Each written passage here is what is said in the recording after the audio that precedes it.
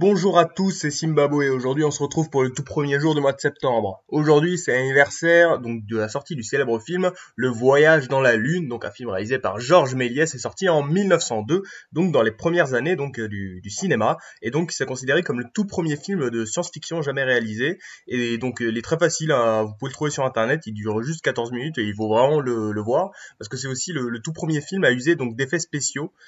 Et donc bon, de l'histoire, bon, c'est très simple, c'est un congrès où t'as un professeur Barbenfouilly donc qui dit qu'il va aller sur la Lune et donc il crée une machine et donc ils vont sur la Lune et voilà, et cette célèbre affiche, tu vois la Lune qui se prend le véhicule dans la gueule. Et donc après il rencontre des extraterrestres. Bon, c'est très bizarre, mais en tout cas c'est vraiment un film qui était extrêmement innovant pour l'époque, et donc vraiment à regarder, un Georges Méliès qui est vraiment un homme très intéressant et tout pour ce qu'il a réalisé dans le début du cinéma. D'ailleurs il a fait aussi le tout premier film politique de l'histoire, un film sur l'affaire Dreyfus, donc vraiment à regarder.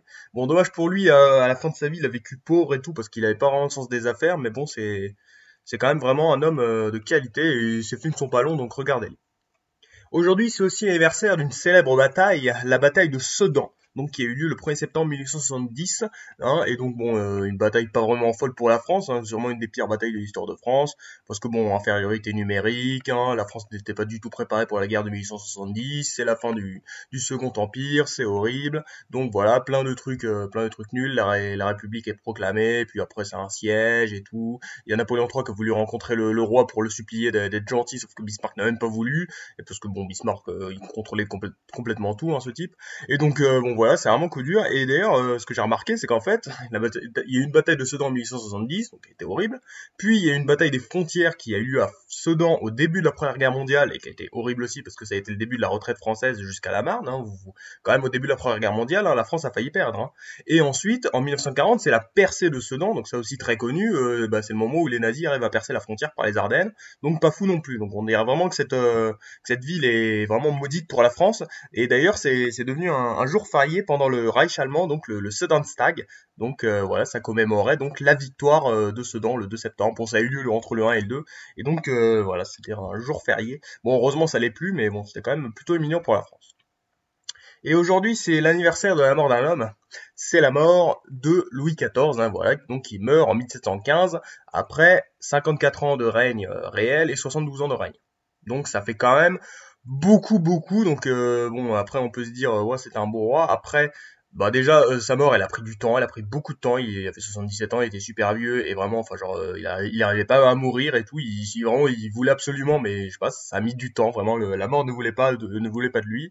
Après il a dit à son fils Louis XV de pas trop faire la guerre parce que c'était la ruine des peuples. Bon, après Louis XV a fait quand même pas mal de guerres, donc est-ce qu'il l'a écouté, on sait pas trop. Et donc, bah aussi, surtout, bon, après, il est mort, hein, évidemment, et donc il y a eu ce qu'on appelle le mos galligus, donc ça consiste à séparer les os de la chair du cadavre, hein, en fait, on sépare tout, et puis ensuite, il a été enterré, mais il a été, ouais, voilà, les obsèques, ils ont eu lieu le soir, parce qu'apparemment, le rituel veut qu'il se déroule la nuit, mais en fait, ce serait surtout pour qu'il n'y ait pas de raillerie de la part de la population, parce qu'il faut savoir qu'à la fin de son règne, Louis XIV, il n'était pas vraiment très aimé, parce qu'il y a eu plein de guerres ruineuses, hein, la guerre de succession d'Espagne qui vient de se terminer, on a eu une grosse famine en 1709, enfin, c'était vraiment pas fou, hein, la fin du règne de Louis XIV, et du coup, bon, ils ont évité d'avoir des railleries, parce que bon, ce serait quand même coup dur. Et donc voilà, et du coup ça a été Philippe d'Orléans, donc le neveu de Louis XIV, qui est devenu le régent donc pendant quelques petites années, voilà, et donc il a mis en place un système, la polycynodie, donc qui consistait à remettre un petit peu de bourgeoisie qui avait été enlevée, hein, pendant le règne de Louis XIV, mais ça n'a pas duré très longtemps non plus, donc tout ça à retenir, mais bon, c'est la mort de Louis XIV.